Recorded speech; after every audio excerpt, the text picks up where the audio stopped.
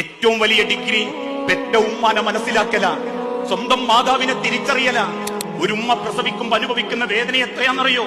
ശരീരത്തിന്റെ കൈയിന്റെ എല്ല് പൊട്ടിയാൽ 10 ദിവസം ഉറക്കം വരാതെ തിരിഞ്ഞും മറിഞ്ഞും കിടക്കും നമ്മള്.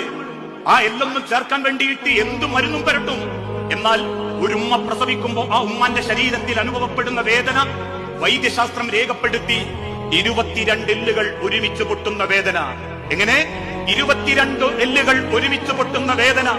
ആ വേദന സഹിച്ച് പുറത്തു വന്നിട്ടും നമ്മളെ വെറുക്കാത്ത ഉമ്മ, ആ വേദന കൊടുത്തിട്ടും പുറത്തു വന്ന നമ്മളെ മരണം വരെ പ്രാണനെ പോലെ സ്നേഹിച്ച ഉമ്മ, ആ ഉമ്മയെ ജീവിതത്തിന്റെ ഓരോ സെക്കൻഡും പരമാവധി ഏറ്റവും നല്ല സ്വഭാവത്തോടെ സമീപിക്കാൻ നമുക്ക് ഓരോരുത്തർക്കും സാധിക്കണം.